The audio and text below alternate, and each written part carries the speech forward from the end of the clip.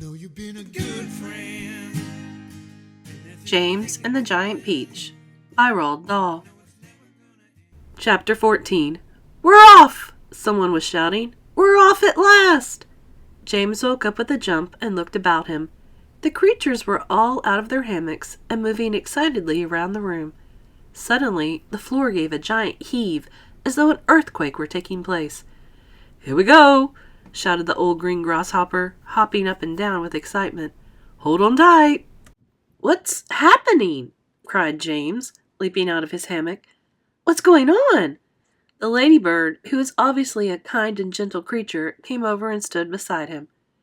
"In case you didn't know it," she said, "we are about to depart forever from the top of this ghastly hill that we've all been living on for so long. We are about to roll away inside this great big beautiful peach to a land of, to a land of." "Of what?" asked James. "Never you mind," said the ladybird, "but nothing could be worse than this desolate hilltop and those two repulsive aunts of yours." "Hear, hear!" they all shouted. "Hear, hear!" "You may not have noticed it," the ladybird went on, "but the whole garden, even before it reaches the steep edge of the hill, happens to be on a steep slope, and therefore the only thing that has been stopping this peach from rolling away right from the beginning is the thick stem attaching it to the tree. Break the stem, and off we go." "Watch out!" cried Miss Spider as the room gave another violent lurch. "Here we go." "Not quite, not quite." "At this moment," continued the ladybird, "our centipede, who has a pair of jaws as sharp as razors, is up there on top of the peach, nibbling away at that stem. In fact, he must be nearly through it, as you can tell from the way we're lurching about. Would you like me to take you under my wing, so that you won't fall over when we start rolling?" "That's very kind of you," said James, "but I think I'll be all right." Just then, the centipede stuck his grinning face through a hole in the ceiling and shouted, "I've done it. We're off." "We're off!" the others cried. "We're off!" "The journey begins," shouted the centipede. "And who knows where it will end," muttered the earthworm. "If you have anything to do with it, it can only mean trouble." "Nonsense," said the ladybird. "We are now about to visit the most marvelous places and see the most wonderful things. Isn't that so, centipede?" "There is no knowing what we shall see," cried the centipede. "We may see a creature with 49 heads, who lives in the desolate snow, and whenever he catches a cold, which he dreads, he has 49 noses to blow. We may see the venomous pink-spotted scrunch, who can chew up a man with one bite. It likes to eat 5 of them roasted for lunch and 18 for its supper at night. We may see a dragon, and nobody knows that we won't see a unicorn there. We may see a terrible monster with toes growing out of the tufts of its hair. We may see the sweet little bitty bright hen, so playful, so kind and well-bred, and such beautiful eggs, you just boil them and then they explode and they blow off your head. A new and a rhinoceros surely you'll see, and that 'normous and 'norable gnat, whose sting when it stings you goes in at the knee and comes out through the top of your hat. We may even get lost and be frozen by frost. We may die in an earthquake or tremor, or nastier still, we may even be tossed on the horns of a furious dilemma. But who cares? Let us go from this horrible hill. Let us roll, let us bowl, let us plunge. Let's go rolling and bowling and spinning until we're away from old Spiker and Sponge."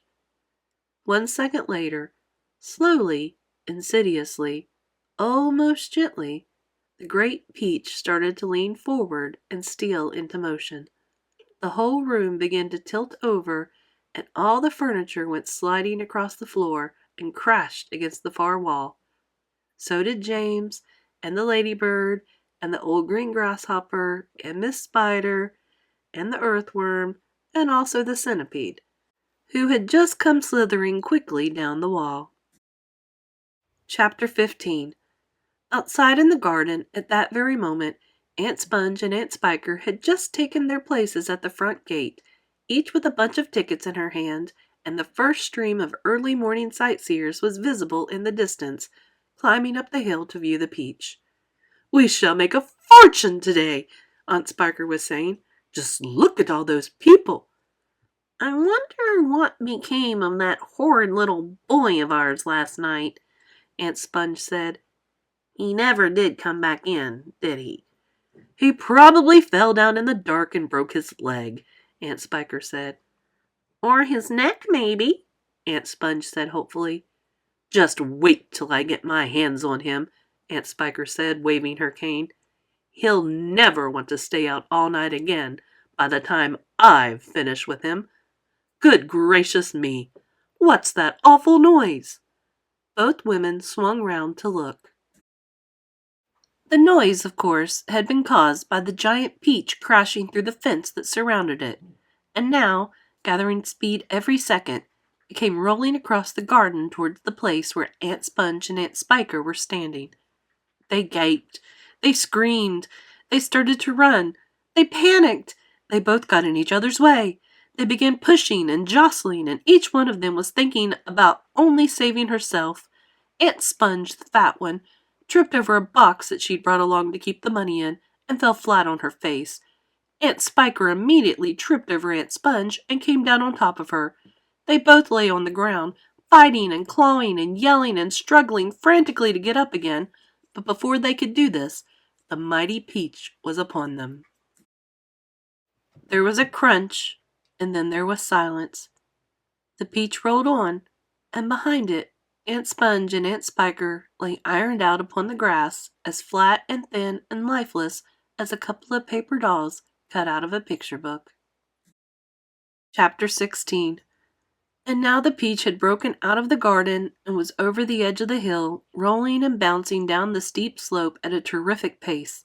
Faster and faster and faster it went, and the crowds of people who were climbing up the hill suddenly caught sight of this terrible monster plunging down upon them, and they screamed and scattered to the right and left as it went hurtling by.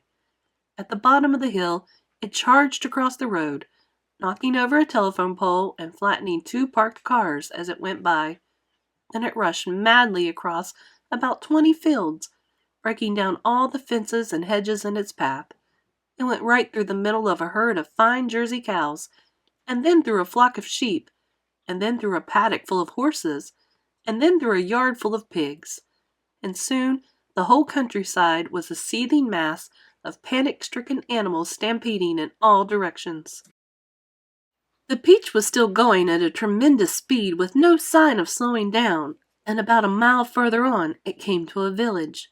Down the main street of the village it rolled, with people leaping frantically out of its path right and left, and at the end of the street it went crashing through the wall of an enormous building and out the other side, leaving 2 gaping round holes in the brickwork. The building happened to be a famous factory where they made chocolate, and almost at once a great river of warm melted chocolate came pouring out of the holes in the factory wall.